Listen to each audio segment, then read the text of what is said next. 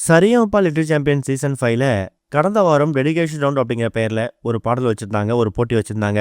அதுல ஒரு போட்டியாளரும் அவங்க பாடக்கூடிய பாடலை அவங்களோட அம்மாவுக்காகவோ, பாட்டி தாத்தாவுக்காகவோ, ஃப்ரெண்ட்ஸ்க்காகவோ, அவங்களோட டீச்சர்ஸ்க்காகவோ டெடிகேட் பண்ற மாதிரி தான் சுற்று அமைஞ்சிருந்துச்சு. அந்த வகையில மகதி அப்படின்னு சொல்லக்கூடிய பெண் அவங்களோட தாத்தா பாட்டிக்காக, அவங்க ஃபேமிலிக்காக ஒரு பாடல் டெடிகேட் பண்ணி ரொம்ப வருஷங்களாவே அவங்க அப்பா அம்மா அவங்க தாத்தா பாட்டிகிட்ட பேசுறது இல்ல. அதுக்கு இந்த ஷோ ஒரு அடித்தளத்தை ஏற்படுத்தி கொடுத்துருக்கு அப்படிங்கிற மாதிரி அவங்க எல்லாம் ஒன்று சேர்ந்து பேசுற மாதிரி தான் கடந்த வாரம் எமோஷனலா பல விஷயம் நடந்திருக்குது. அப்ப மகதிக்கு அவங்களோட தாத்தா பாட்டி 2 பேருமே அவங்க கையால கால்ல கொலுசு போட்டு விட்டுருக்காங்க.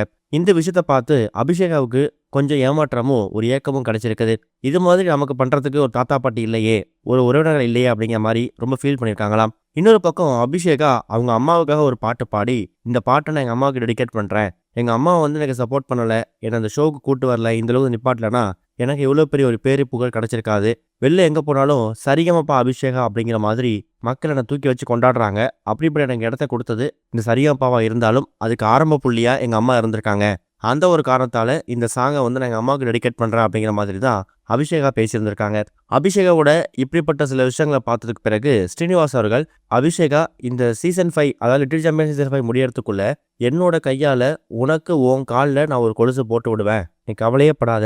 நீ என்ன அப்பாவை நினைச்சாலும் அம்மாவை நினைச்சாலும் சரி, ஃப்ரெண்டை நினைச்சாலும் சரி, தாத்தா எப்படின்னா நினைச்சுக்கோ, ஆனா உனக்கு என் கையால இந்த சீசன் 5 முடியறதுக்குள்ள ஒரு கொலுசு வாங்கி கிஃப்டா கொடுக்கணும் அப்படிங்கிறது என் ஆசை.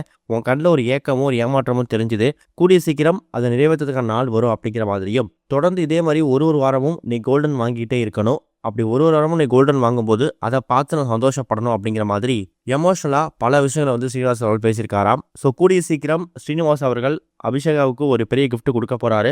அது கொலுசா இருக்கிறது பட்சத்துல அபிஷேகா ரொம்ப ஹாப்பியா இருப்பாங்க அப்படிங்கிறதுல எந்த சந்தேகமும் கிடையாது. இது ஒரு பக்கம் இருக்க, கடந்த 4 நாட்கள்ல இப்ப ரீசெண்டா ரிலீஸ் ஆன யூத் திரைப்படம் எவ்வளவு வசூல் செஞ்சிருக்கு அப்படிங்கிற மாதிரி இப்ப அபிஷியலா வெளியிட்டிருக்காங்க. கென் கருணாஸ் அசுரன் படத்தை தனுஷுக்கு பையனா நடிச்சு ரொம்ப ஃபேமஸ் ஆனாரு. அதுக்கு முன்னாடி குழந்தை நட்சத்திரமா பல படங்கள் நடிச்சிருந்தாலும் அசுரன் தான் அவருக்கு ஒரு பெரிய வரவேற்பு வாங்கி கொடுத்துருக்கு. இதுக்கப்புறம் தனுஷ் கிட்ட அசிஸ்டன்ட் டைரக்டரா ஒர்க் பண்ணியிருக்காரு. வாத்தி, விடுதலை 2 இது மாதிரி படங்கள்ல பல முக்கியமான கதாபாத்திரம் நடிச்சிருந்திருக்காரு. நடிகரா வலம் வந்த கென் கருணாஸ் இப்ப யூத் திரைப்படத்து மூலமா இயக்குனரா களமிறங்கியிருக்காரு. கடந்த வாரம் இந்த திரைப்படம் வெளிவந்து ரசிகர் மத்தியில நல்ல வரவேற்பு கிடைச்சி வந்துட்டு இருக்குது. யூத் திரைப்படம் முதல் நாள்ல இருந்தே நல்ல வசூல் வேட்டை நடத்த வந்துட்டு இருக்குதாம். கடந்த 4 நாட்கள்ல மொத்தமா பாக்ஸ் ஆபீஸ்ல இந்த திரைப்படம் உலக அளவுல 25 கோடி ரூபாய்க்கு மேல வசூல் செஞ்சிருக்கிறதாவும், இனி வரக்கூடிய நாட்கள்லையும் இந்த திரைப்படத்துக்கான அந்த வசூல் வேட்டை அதிகரிக்க தான் செய்யும், குறைய வாய்ப்பில்லை அப்படின்னு கன்ஃபார்ம் ஆயிருக்கு. தன்னுடைய முதல் படத்திலேயே இந்த அளவுக்கு வசூலை கென் கருணாஸை எதிர்பார்க்கல அப்படிங்கிறது தான் இப்போதைக்கு அப்டேட்டா வெளிவந்திருக்கு. இது வரைக்கும் கனெக்டிங் டிவிக்கு சப்ஸ்கிரைப் பண்ணனா மறக்காம சப்ஸ்கிரைப் பண்ணிக்கங்க. உடனடி அப்டேட்ஸ் பெறுவதற்கு நோட்டிஃபிகேஷன் பெல்லையும் கிளிக் பண்ணிக்கங்க.